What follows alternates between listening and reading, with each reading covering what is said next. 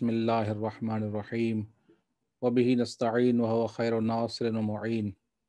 अम्मा बाद फ़क़द क़ालल्लाहु सुब्हानहु तबारक व तआला बिस्मिल्लाहिर्रहमानिर्रहीम या अय्युहल्लज़ीना आमनू कुतिबा अलैकुमुस्सियाम कमा कुतिबा अलल्लज़ीना मिन क़ब्लिकुम लअल्लकुम तत्तक़ून। रोज़े के अहकाम आपकी खिदमत में पेश कर रहे थे और चंद मसाइल आज आपकी खिदमत में पेश करूँगा। आयतुल्लाह सिस्तानी फरमाते हैं कि अगर कोई शख्स रोज़े की हालत में बहुत ज़्यादा प्यासा हो जाए, बड़ी प्यास लगे उसको, और वो खाली पानी मुंह में रखे और कुल्ली करे, लेकिन पीने की उसकी नीयत ना हो, और पानी अचानक उसके गले में उतर जाए, बेइख्तियार उसके गले में उतर जाए, तो ऐसे इंसान को माह रमज़ान के बाद उस रोज़े की क़ज़ा बजा लाना चाहिए। ये भी रोज़ा रखेगा और माह रमज़ान के बाद उसकी क़ज़ा भी करेगा। लेकिन अगर कोई शख्स मुंह में पानी डालता है वज़ू करते हुए, क्योंकि वज़ू में कुल्ली करना मुस्तहब है, अगर इंसान मुस्तहब की नीयत से, वज़ू की नीयत से कुल्ली करता है और बेइख्तियार पानी हल्क में चला जाए, तो उस सूरत में कफ़ारा नहीं होगा। फ़कत उसी सूरत में कफ़ारा होगा जब इंसान को प्यास लगे और प्यास की वजह से मुंह में पानी डाले और कुल्ली करे और पानी घुमाए अपने मुंह में, और अचानक बेइख्तियार उसके गले में उतर जाए, तो उस सूरत में फ़कत क़ज़ा होगी।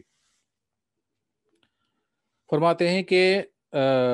रोज़ेदार के लिए मकरूह है कि पानी मुंह में डाले और कुल्ली करे, ये काम उसके लिए मकरूह है।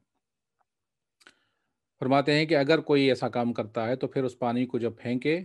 तो कम अज़ कम 3 मरतबा थूके, उसके बाद अपने मुंह के लुआब दहन को निगल सकता है, उससे पहले निगलना उसके लिए ठीक नहीं है। रोज़े की क़ज़ा के हवाले से चंद अहकाम आपकी खिदमत पेश करता हूँ। फरमाते हैं कि अगर कोई शख्स बीमारी की वजह से रमज़ान के रोज़े ना रखे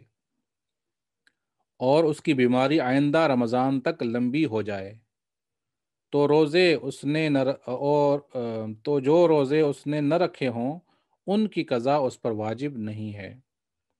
और ज़रूरी है कि हर दिन के लिए एक मुद ताम यानी तकरीबन 3 पाव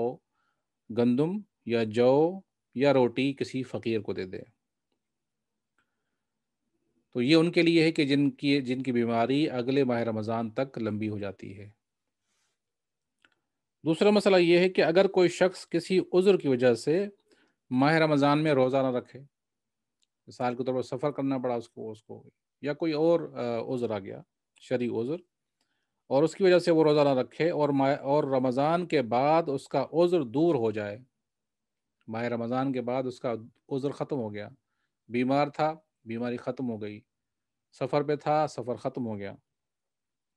और वह आइंदा रमज़ान तक अमदन रोज़ों की क़ज़ा बजा न लाए, यानी अब उसका उज़्र ख़त्म हो गया तो अगले रमज़ान से पहले उन रोज़ों की क़ज़ा करना उस पर ज़रूरी है, और वो उनकी क़ज़ा जानबूझ के अंजाम न दे, उन रोज़ों की क़ज़ा न करे, तो फरमाते हैं कि ज़रूरी है कि रोज़ों की क़ज़ा भी करे और हर रोज़े के बदले में 3 पाव गंदम, 3 पाव जौ या 3 पाव रोटी किसी फ़कीर को दे। फिर एक और मसला फरमाते हैं कि अगर इंसान का मरज़ चंद साल लंबा हो जाए, बीमार हो गया इंसान, चंद सालों तक वो बीमार रहा, तो ज़रूरी है कि तंदुरुस्त होने के बाद आखिरी रमज़ान के छूटे हुए रोज़ों की क़ज़ा बजा लाए और उससे पिछले सालों के माह मुबारक के हर दिन के लिए एक मुद ताम जो है, यानी 3 पाव गंदम या 3 पाव जौ या 3 पाव रोटी किसी फ़कीर को दे। मिसाल के तौर पर एक आदमी माह रमज़ान बीमार हो गया और 3 साल तक उसने रोज़े नहीं, 3 साल तक बीमार रहा, यानी 3 माह रमज़ान आए और उसमें वो रोज़े नहीं रख सका।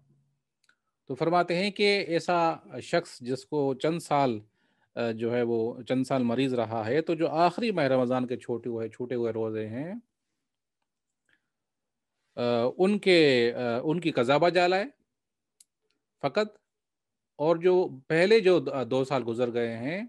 जिनमें वो रोज़ा नहीं रख सकता था, उसकी क़ज़ा नहीं बजा लाएगा, बल्कि उनके लिए एक रोज़े के एवज़ में 3 पाव गंदम या 3 पाव जौ या 3 पाव रोटी किसी फ़कीर को देगा।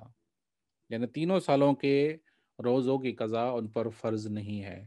فقط آخری سال کے روزوں کی قضا بجا لائے گا اور باقیوں کے لیے 3 پاؤ گندم ہر روزے کے عوض میں دے گا۔ تو یہ چند مسائل تھے روزے کے حوالے سے۔ دعا کرتے ہیں کہ پروردگار عالم ہم سب کو دین کو سمجھنے اور اس پر عمل کرنے کی توفیق عطا فرمائے۔ السلام علیکم ورحمۃ اللہ وبرکاتہ۔